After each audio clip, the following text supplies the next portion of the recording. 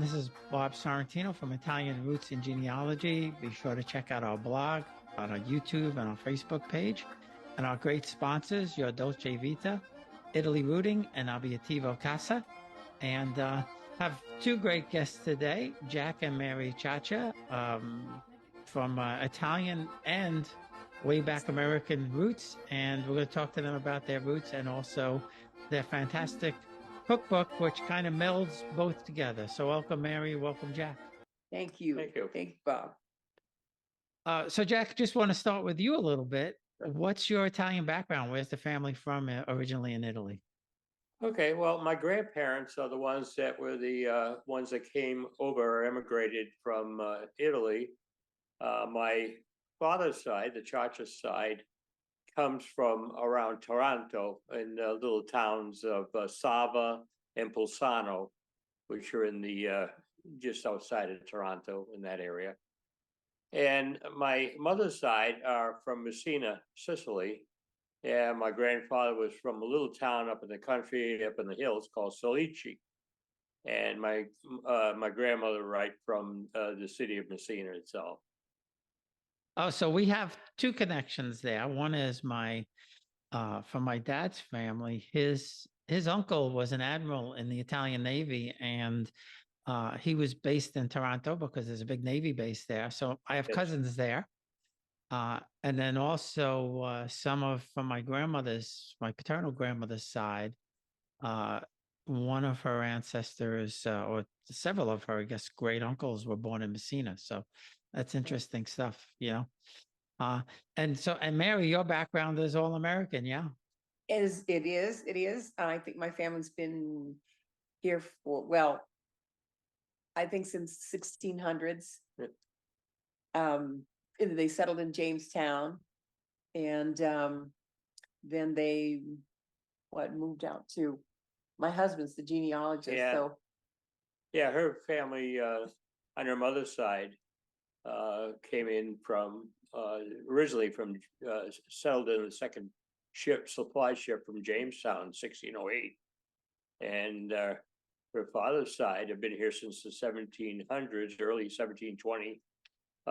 Scots-Irish that settled into Virginia in Augusta County, Virginia. And both families really pioneered any territory that opened up. They moved there before it became a state. And typical Scots-Irish. So, if somebody moves in 12 miles near you, so, place is getting crowded, time to move, so they tend to settle westward into Ohio and Illinois, and then Iowa, and Nebraska, and then and eventually into Oregon. Both families. Yeah. Wow, that's that's some journey. And I didn't realize the Scotch connection way back then until we watched that TV show, and the name escapes me right now. Outlander. Yes, Outlander. Yes, Outlander. yeah, great show, fantastic. My favorite. Yeah. That was the other big settlement was in North Carolina. This show is somewhat on target there. Yeah, well, a lot of these shows they kind of play with history a little bit, but it does keep it interesting. So now, have you been able to trace the 1608 ship? Have you been able to trace back to England, way back? Yeah, we go back to English family. We've got it traced back to the 1100s. To Norman Conqueror's 1066. Yeah, and actually beyond that, they were in the Celts, etc. But we can trace it back pretty well with good veracity. I've been doing this about 45 years, so I do a lot of other genealogies for other people as well. Yeah, so I could trace direct back to William the Conqueror and the Duke of Normandy through my paternal grandmother's mother. Nice. So you wouldn't think there would be that connection there, but when they married, all these nobility and royalty all married each other. I could trace all the way back to them also. So we're probably related, Mary, in some way, shape, or I form. think we are in some way. And my daughter, well, like I said in the pre-interview, my daughter, both her birth parents, because she's adopted, and Uh-huh. both her birth parents I've been able to trace back. But she's direct from Daniel Boone and Captain Morgan, the pirate, and she's also a distant cousin of Princess Di. She's got the Spencer going all the way Oh. back. I could trace her back to the first dispenser in Oh, England. that's wonderful. Yeah, Mary's family's got so much history and people. Matter of fact, there is a connection to the Boones through Rebecca Boone, the daughter Yeah. of Daniel, and there's a connection there in her family to some of the people, the Ruddells, who are also at Boonesboro as well. And but she's got, she's a niece of President Polk, a great niece through her family, through the Poston and Polk families, and many George Rogers Clark, the Alamo, William Barrett Travis, to her grandmother's side, would be an uncle as well. So she's got all these great American history connections in her family. And I always tell I come from a long line of peasants. And there's nothing wrong with that. My mom's side were farmers from Taranto, and my dad's mother has all these, noble roots. And, they came to America. If they didn't come to America, they never would have been connected in any way, shape, or form, Right, Oh, right. Absolutely. That's right. Yeah, I know. I've got my family traced back pretty far, the Ciaccia side anyway. They go back to the 1400s, really. They were not in Italy at that point in time. They were mercenaries, it turns out. Working with the Byzantine people and out of Constantinople, etc. And they had brought a small mercenary army with them. And of course, when the Ottomans took over Constantinople, everybody headed west at the time, and most of them came down to the Baltic countries, as probably most of our ancestors did. That ended up in the Bari area, etc. Came across from what is now Albania, but that is the connection into Italy from. If I got my DNA, as a matter of fact, I did my DNA obviously long after I did my genealogy, and it just proved the genealogy because of some Anatolian, Turk, and some Greek, et cetera, Baltic people in the ancestry over the years and years. So the DNA is, people do the DNA first, then the genealogy. It's one way to prove it, but it's a lot easier to prove it if you already done your genealogy. Yeah, and interesting thing about my mom, I sent it to Living DNA because they do the maternal and paternal lines, and her maternal line is like 97% from the Caucasus. I never would have imagined Yes. that. You just wouldn't think of it, being theoretically, 100% Italian and all of that. That's right. So now have you been back to the hometowns at all, Jack? No, we haven't had a chance to do that. I traveled extensively during my business career, but never to Italy. Although I represented Italian companies, I never went back to the country, unfortunately. I have relatives there. We're in very good contact with some of the descendants that we found cousins, and some are now actually in Torino. They're optometrists, and I said, "What are you doing in Torino?" He said, "Well, this is it's not a lot of money in the hills of Sicily, so." So optometry and their surgeons, etc. So anyway, they settled up north, but we still have a farm, an ancient farm in the Sicily area of Messina, and it's still populated by one of the cousins, and they still farm it and occasionally still use the old home, which has been there for hundreds of years. So says if you go out there, you're welcome to it, you know.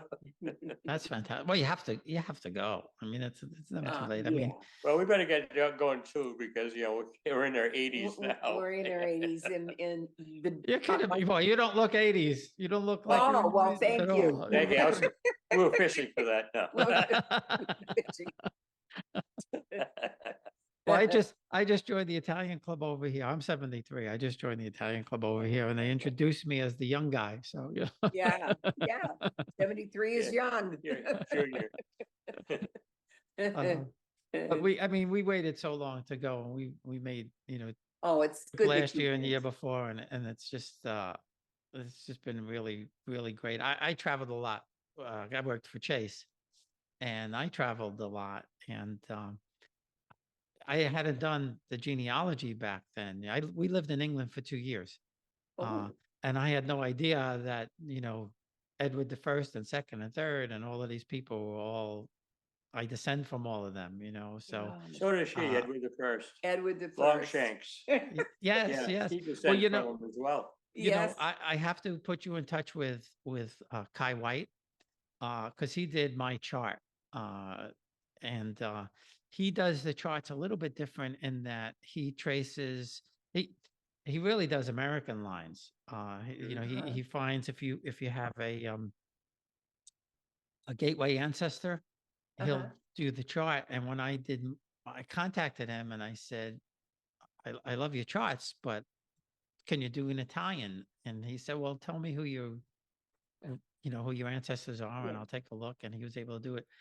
But what he does is rather than your typical chart, he puts all the royal lines in, and then he shows all the branches. So for example, if you branch back to, Hmm. you know, Rollo, you know, 3 different ways, he shows all of that. Mhm. And he really does great job. I'll send you mine, Yeah. and Yeah. it's really not that expensive. He's a West Point graduate. Spent had a whole career in the army, and he does phenomenal work. Wow. Okay. And Right. Yeah. but it's you'll love it, and I'm sure your children and grandchildren, all of them, would be blown away by Yes. it. Because when you see it, when you talk about it, it's one thing, but when you see it on one chart, it's completely It's- different. You Yeah, know? that Oh, it yeah. could be very impressive. We could wallpaper the wall with Yeah. one, you know, so. And you know, I'm gonna have to check the Boone connection between you and Nicole, and Yeah. Yeah, you Yeah. have to I have would love that. you have to have a lot in common. I can check it out pretty quick. I have a pretty good handle on the family. Yeah, well, she's direct from Daniel Boone. She's a direct descendant from him. So, That'll know, be interesting. there's Yes. Yeah. definitely a connection there for Yeah. sure.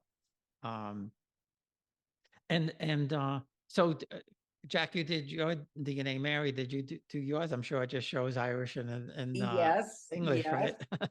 She's Yes. like 97% Northern European, you know. There's a little French and German in there, which was anticipated because she has a Zimmerman from, you know, Pennsylvania Deutsch Deutsch. Yeah. background, and obviously it goes back to Germany, and Yeah. and there's a French connection that we knew of to another her father's side from Milam side, which is on the paternal side of her family, and they originally came from France to England and Ireland, Scotland, etc. But yeah, she's like 97%. It turns out I'm only 45% Italian, so you know. I mean, you get Sicilian and Italian parents and grandparents. You know, you think, well, I'm 100% Italian until till the DNA shows up.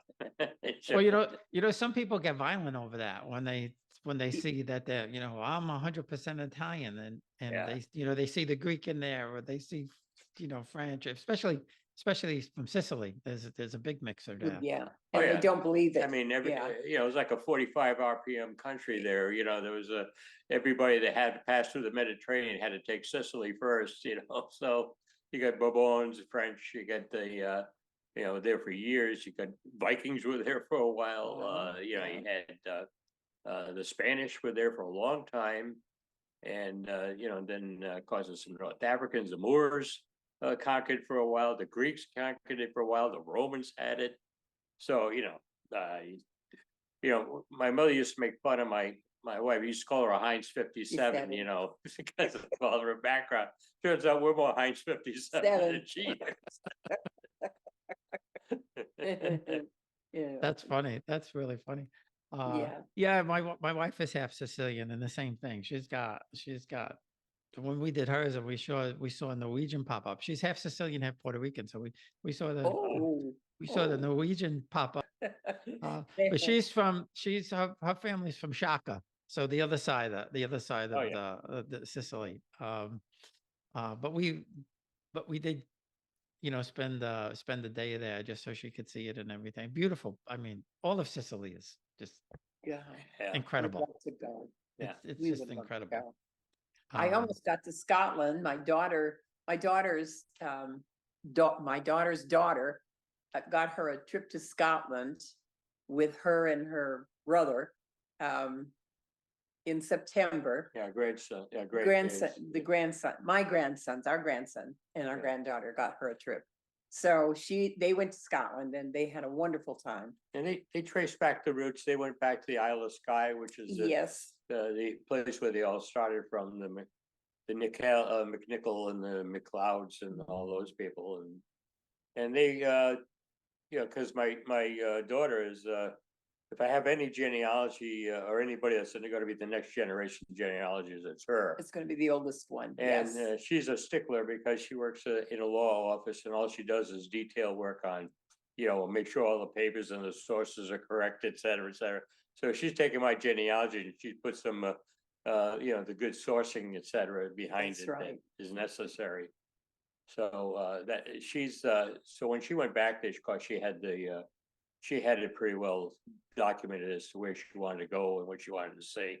And so they just rented a car and just toured the place, and they had a great time doing Yeah, that. yeah, So hopefully the next trip will be to Sicily, and we'll go or Italy, and we'll do both, yeah, I would love to. We and would do it love with to. her, because Yeah. she's just as interested on this side, but that was an opportunity that they couldn't pass by at the time.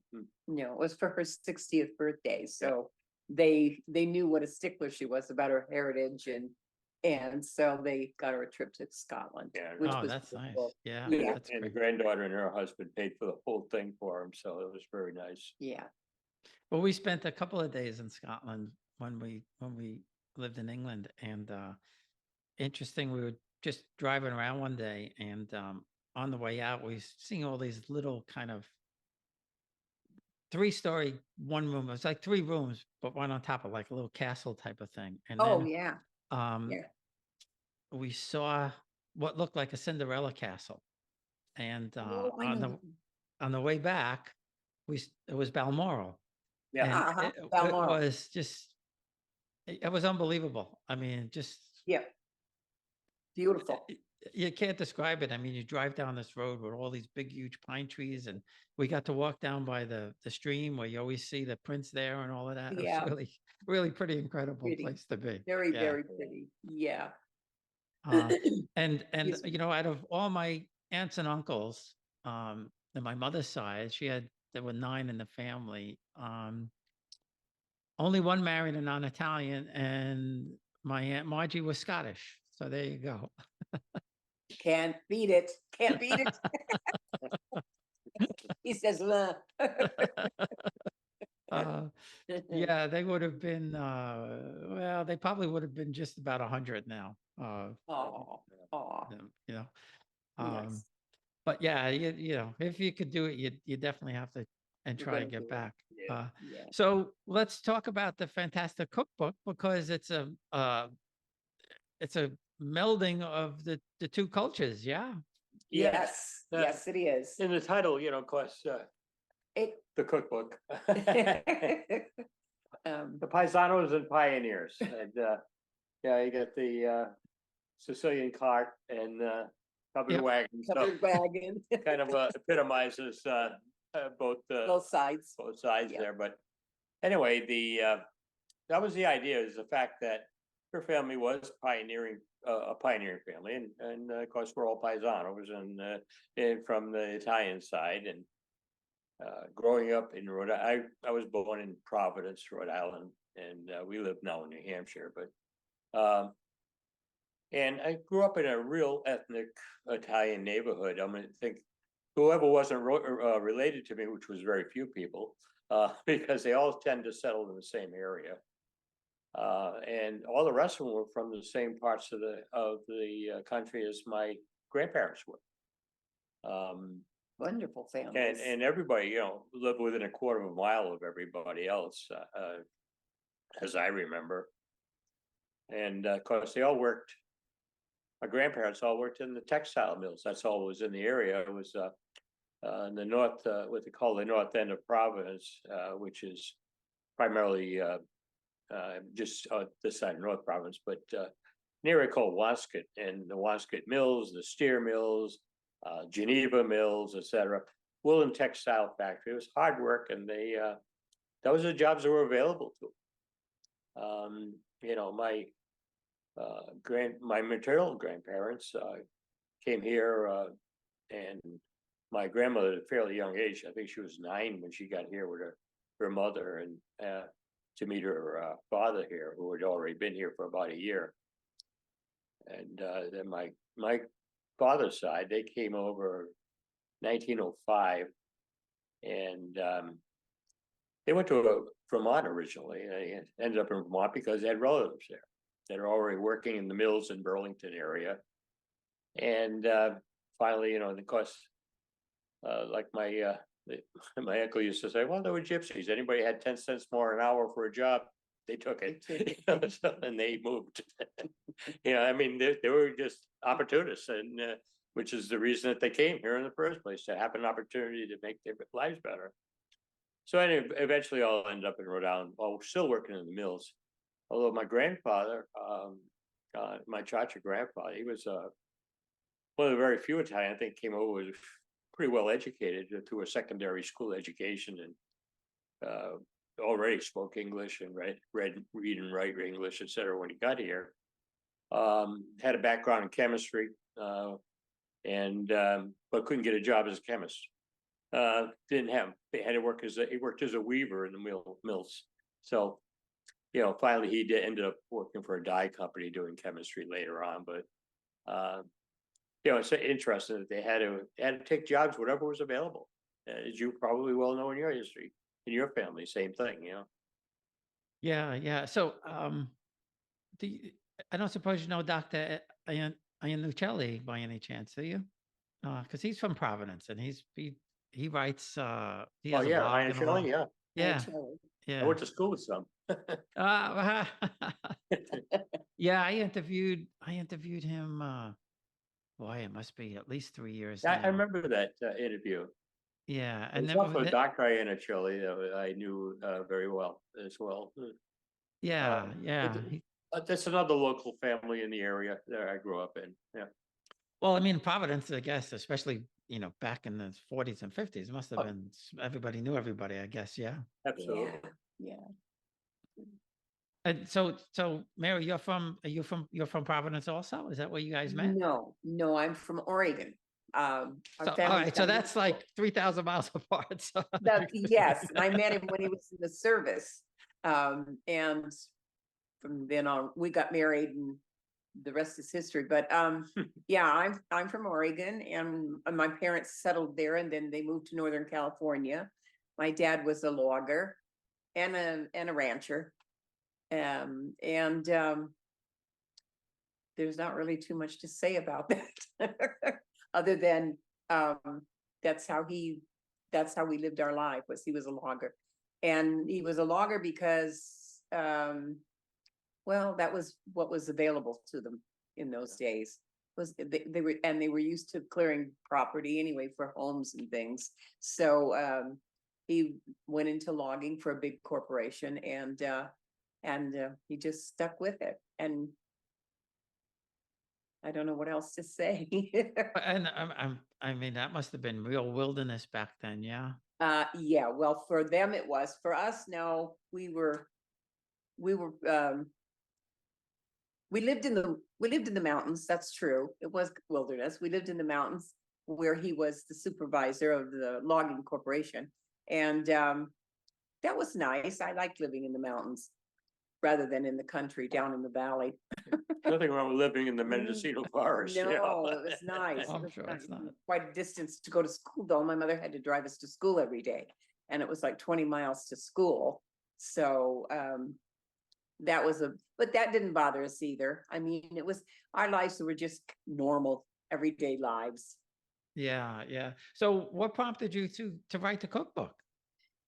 I love to cook, and my husband was saying we should put together a book for the kids. We thought we'd put together a book for the kids. And basically that's what started us, was Yeah. putting down all the recipes from both sides of the family. My mother-in-law's recipes, I had to have all the Italian recipes. I had to figure out the measurements because she would tell me, well, you use a little bit of this and you. which We was so we all cute. Italians cook like that. We don't. Yeah, see, and so I would try to figure, well, what is a little bit of this, and I would watch her hands, and you couldn't get the cup measure because she didn't know. She just knew there's a little bit of this, a little, and when you put cheese in the sausage, you a little bit this, a couple of times. So I figured that must have been about a half a cup of cheese, and that's I don't know. I love to cook, and so I had to have all their recipes. I loved Italian food, and of course, we had to put in my mother's cooking, my mother's family side of it, for the venison, which was we usually had normal everyday food. I mean, we had chickens, and we utilized the chickens and the eggs, and They raised beef. we chicken, raised beef, and yeah, pigs. we had pigs. Yes, we had pigs, and so, but the recipes that I put in the cookbook were venison, which a lot of people are not familiar with. And I thought, well, that would be a good thing to put in there too. The kids are not familiar with it. I mean, we didn't have it that much as they were growing up. But, No, I think my last name means lousy hunter. yes. Well, I don't know what mine means, but I'm not a very good hunter either. I have aunts that were hunters. My grandmother was a hunter. Yeah. We've got pictures in the cookbook that show my grandmother with her deer on the car. And I don't know if we had the one in there, but my aunt and my mother, I doubt it. No. But anyway, But they all hunted for, that was yeah, they all hunted. That was just a a way of sport. life. It was a Mhm. rite of passage, pretty much. And they used everything of the venison. I mean, my grandmother would make mincemeat from the neck of the deer, and oh, it's so good. Now I can't do that. I have to do it with beef, because I can't get the venison, but it's still good. It's still good. And so that's what we did. And my sister would make roast venison on top of I remember a time we stopped by to visit, and she had made a roast dinner. It was a venison roast, and she had done it on a hot plate. She did the whole dinner on a hot plate. Yeah, she could cook. And I mean, that's including biscuits. So Oh, her my goodness. timing was incredible. I thought it was roast beef. I did not think it was venison. Yeah. And so I had to do that myself. And yeah, just lots of little, I didn't put in a whole lot of recipes of the venison, but enough that I thought people might like to try. Yeah, and there are still some people who Yeah, hunt yeah. out there. So Yeah. what I liked about it was, like myself, I have some of my mom's handwritten recipes and some of my grandmother's handwritten. They were written by my cousin, but they're my grandmother's recipes. But I like the Yeah. fact that you have some of the original recipes handwritten in the Yeah. book, which kind of gives it a little bit more nostalgia, Exactly. I thought they would be nice to include. And They're how- really different from the way that we cook, isn't it? So now, so Jack, do you do any cooking at all, or you just let Mary do all the Yes, as Italian? it do all turns the- out. See, the deal was when we got married, I says, you cook, I eat, And I did. And And I it worked did. out pretty well for a lot of years. Yes. But now, I have pretty much taken over at least the cooking part. We work together. She's my sous chef. She does all the cutting and preparing, etc. And I stand by the stove and try not to burn everything, so. He's a wonderful cook. Don't let him Yeah. get you. And, so it turns out that, I have a talent that I didn't know that I had. And it's fun, actually. I enjoy it. And so, yeah, I'm using the recipes in the book now that, Yeah. she's pretty much helped I always do it by proofed and myself. everything Yeah. else. So anyway, it's fine. I make my own bread sometimes, the Italian bread, because most of the Italian bread you get up here in New Hampshire's, Not Italian. yeah, bread. they're afraid of a hard crust for some reason, That's the best bread is the hard crust. Well, y- and why do you have to cook so much? Well, now that, Mary's got some physical ailments and can't stand up for long periods of time at the stove. So, and I can't have a sauce done in 3 minutes. So, there we go. So, Well, unless it's from a jar, yeah. and that's Yeah, just That not ain't gonna. gonna happen. hold. No, that's not No. allowed. That's not allowed. No. Yeah, well, I do most of the cooking. My deal, our deal is I cook, she cleans, because I don't clean well enough anyway. So That's great. uh, That's but great. I had to learn to make rice and beans. So You didn't know what the ingredients were, right? yeah, I mean it's not hard. The key to all of that is you have to make like peppers and cilantro and garlic, and we Yeah. make that all up, put it in ice cube trays, freeze it, so whenever you need it, you just pop a couple cubes out. Got and it. have That's it, you right. know? That's right. Uh, So true. Yeah, we grow a And- little bit of it. We have one of we live with our daughters here as well. For now, yeah. Yeah, and so anyway, she's a green thumb. She's got, The oldest. yeah, she's got the basilico, the parsley and everything, so I can go out and pick a few things off whenever I need it. Peppers and Yeah, jalapeno peppers too. yeah. So we get, Tomatoes. yeah, Oh, that's pretty good here in the garden area. So it's nice. So we have a little bit of that, but I have a collection of spices, I keep adding to, and the more I get involved in the cooking, the more I find recipes that not only just Italian and American. I mean, I'll cook Chinese, I'll cook anything pretty much, if I have a taste for it. So Yeah. and it's fun to learn a lot of stuff like that. So, yeah, I dabble with Chinese every now and then. I'm not the I greatest think at it's that. great. Yeah. But I just joined the Italian club over here, and they do every 2 weeks they do a dinner where we cook. So I volunteered to cook there. It's like Yeah. they charge $10, and you get soup and salad and Oh, pasta and That's meat and a nice. dessert for $10. You can't go wrong. Can't go wrong Uh-uh. there. I don't think you can make it at home for that. No. You know? Yeah. Probably not. Probably No. not. So it's a pretty good deal. Yeah. So what are your favorite recipes in the book? My favorite recipes. Well, I love the Samarigio, Yeah. the steak and the juice. Yeah. I love that. Yeah. What was the other? I love oh, I love Parmesan. Eggplant Parmesan. Eggplant Yeah. Parmesan. Yeah. And what else? Oh, there was some that beans and escarole. Oh, yeah. I love the peasant food. I Yeah. love the peasant food. Yeah. We call it peasant Yeah. food. Spinach and lentils. Yep. Pasta basil. I mean, we go for the old basic traditional foods, Yeah. and Frittata. yeah, frittatas we make. Enjoy making those. Mhm. Zucchini, and I love fried zucchini on top of my spaghetti. Me too. And just about everything that I can remember from childhood. From my mother was a terrific cook. Yes, you will. She was better than my grandmother was, to tell you the truth. That she learned from. But she had to start cooking at a very early age. She was like, they worked, like I said, both of them worked in the mills. I think she was like 9 or 10 years old. She was starting to cook for her brothers, standing on a box at the stove, Wow. and making dinner so that when the parents get home, dinner was ready.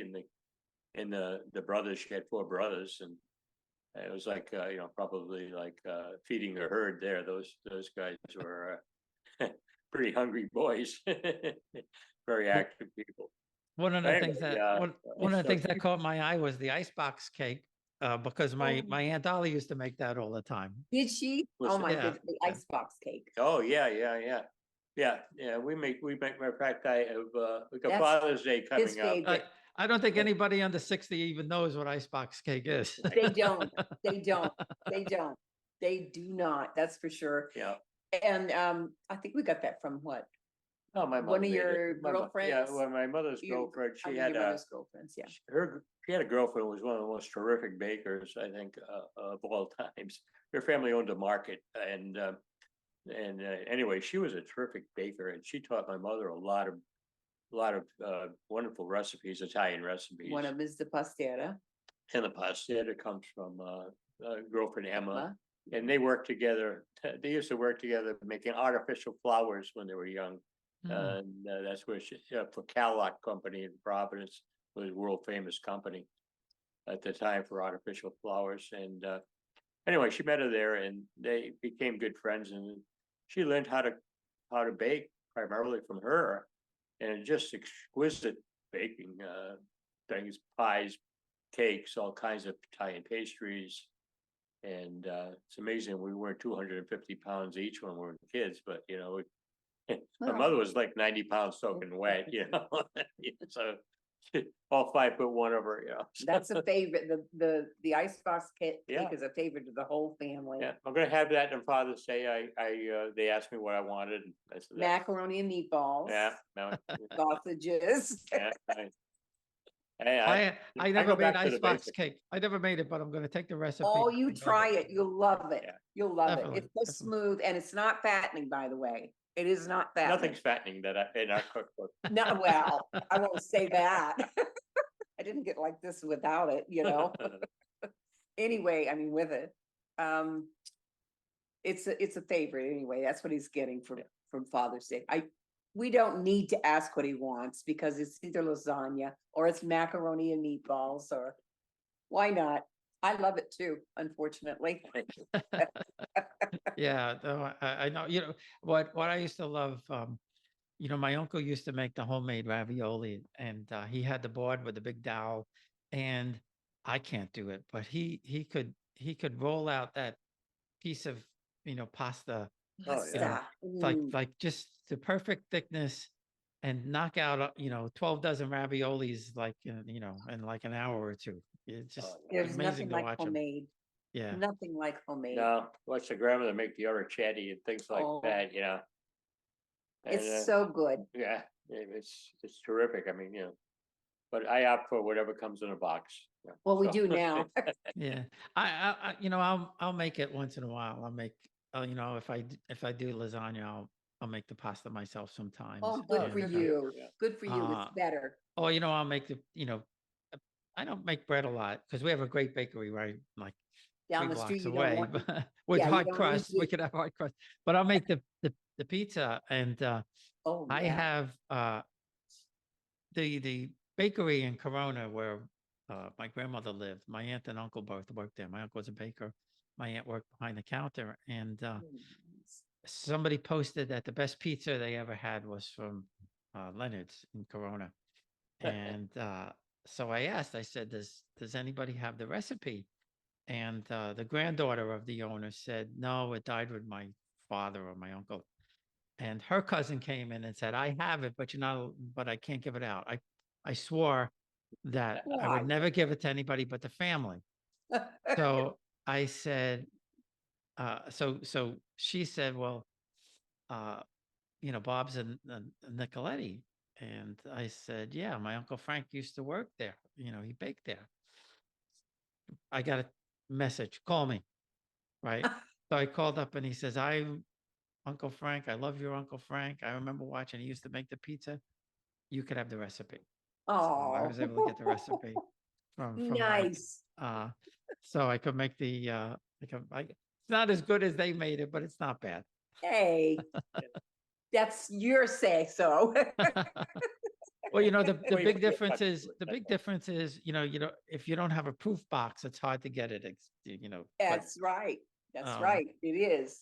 but what I do is I put it in the oven, and I put a boil water. I put it in a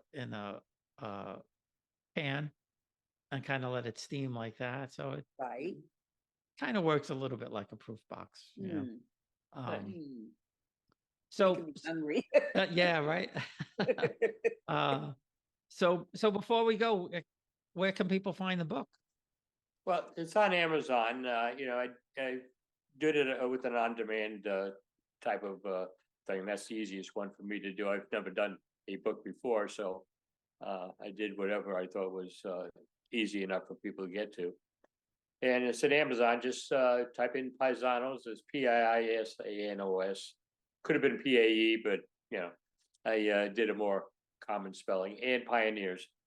And or you put our last name in and it'll pop up as well. Although there are other people with my last name that write books as well, it turns out. And not But that they I didn't know write of, but that one. we're probably all related. Anyway, it's up there, and it comes either as a Kindle or as a soft cover book. And soft cover book is came out very nice. I was very, very happy with the what happened. How it came out. Mm. Because when I originally did this, I used to when I did it for the kids. I did all the pages. I did it in Publisher from MS. Publisher from Microsoft. And then I take it down to the printer, and and then by the time you do a color printing, both sides of the pages, full color, the printing gets to be about 75 cents a page. It's a 130-page book, so it's not cheap. Right. Yeah. So I did 4 of those books. I said, well, I'm not going to do this anymore, and then you have to bind it and make cover pages, et cetera. So. Then what happened is the kids had it and they showed their friends, and then our rest of our family saw it, my sister, et cetera. Everybody went, oh, we gotta have one, everybody's gonna have one. And I tell them what it costs. Like, oh no, I don't know if we need to have one of those. So finally we got it down to, it's a very, very reasonable price. It's it's a good sized book, and it's chock full of information. Pretty thorough. It has, where the recipes came from. I think, I put a different touch on it other than just recipes and an index. I mean, where the recipes came from, a little history on some of the recipes that I know of, et cetera. And so some other anecdotes in there. I found some charts and some cookbooks that we had from the 1920s that belonged to our grandmother. And we used some of those charts because they give you the where the beef comes, the mutton and beef and deer, et cetera. Shows you where the cuts from, kind of interesting stuff. And so I put all that stuff along with it, things I thought were informational. And, a little bit of my cute. Cute things, and some of where the history of the Italians recipes come from. I can't take any credit for lentils and spinach. I think that came from the Romans. So it's kind of an old recipe. As I say in the book, and it was something I read at one time. It says the Roman legions marched on primarily legumes and like lentils, anything that could carry that was light, and that they could eat and get protein out of, etc. And if you gave them meat, they would rebel. Because then they weren't able. They had forced march with 20, 25, 30 miles, and they traveled like crazy. And so they wanted to travel light, and they had to carry their own food pretty much. So, they didn't have like the armies have today with a cook wagon and stuff coming around. But anyway, that recipe goes back quite a bit of time. And then a lot of other ones. The steak Samaregio, I'm not sure where the recipe comes from, but it's been in my family as long as I remember. It is great. And basically it's a braised thin steak, and put in water with oil and oregano and salt and pepper, and you put the steak in there and a little piece of hard bread, and dump that in there. We get a little bit soft with that nice combination, and steak with it. Well, you boil a couple of cups of water and put oil in the water, and then you pour it over the steak when the steak is really hot, and it brings juice out of the steak, and that's where the juice comes from. Steak and juice. It's I'm gonna really have to try good. that. Yeah, I'll have to try You that too. try Yeah. it. Saute your steak so it's like brown, but saute them quick on both sides, and then put them right into the seasonings in your dish, and then the water can be boiling on it or come to a boil on the stove while you're doing that. And then when you're done, just pour it over the oregano and all the steak and everything, and it just brings all the juice out of the steak. Oh, nice. Yeah. You see, I can't go wrong when I cook. I have a Well, you have- talking cookbook here. You have a sous chef. You have a sous chef. Yeah, the sous chef, right? Plus the sous chef, yeah. Uh, yeah, well, I get graded on my food. My wife grades it. Today was a good Good, day. good. I do too. Yesterday wasn't a good day. You know, you didn't make this right or whatever. So I hear you. I do. I try to give them advice, but the girl's like, Ma, I think it's great. well, listen, guys, thanks again. I really appreciate you taking the time, and I'll put the links out there for the cookbook, and hopefully everybody will enjoy the recipes. Thank you. I think they'll Thank enjoy you. it. Thank you. Yeah, I'm glad you took the time too, Bob. Nice to meet you. My pleasure. My pleasure.